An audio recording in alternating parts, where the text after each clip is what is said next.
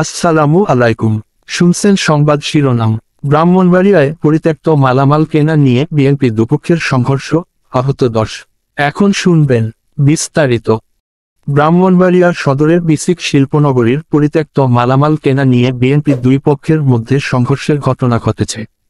এতে উভয় পক্ষের অন্তত 10 জন আহত হয়েছেন।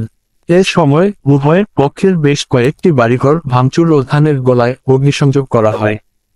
মঙ্গলবার সকালে সদর উপজেলার বুথলু ইউনিয়নের নন্দনপুর গ্রামে এর ঘটনা ঘটে বলে জানান ব্রাহ্মণবাড়িয়া সদর থানার ওসি মোহাম্মদ মোজাফফর হোসেন। আহতরা জেলা সদর হাসপাতাল সহ বিভিন্ন বেসরকারি ক্লিনিকে চিকিৎসা নিয়েছেন, তবে তাদের নাম পরিচয় পাওয়া যায়নি।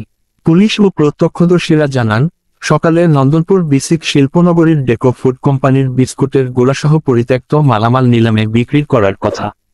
তা কিনতে গিয়ে বুথলু ইউনিয়ন বিএনপির সাধারণ সম্পাদক হারুন ও শহীদপুর ইউনিয়ন বিএনপির সভাপতি নাসির খন্দকারের মধ্যে কথা কাটাকাটি হয়। এক পর্যায়ে উভয়ের পক্ষের সমর্থকেরা দেশি অস্ত্র নিয়ে সংঘর্ষে জড়িয়ে পড়েন।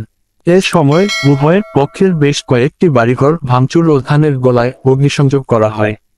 খবর পেয়ে পুলিশ, সেনাবাহিনী, র্যাবসহ আইন শৃঙ্খলা বাহিনীর সদস্যরা ঘটনাস্থলে গিয়ে পরিস্থিতি নিয়ন্ত্রণে আনেন।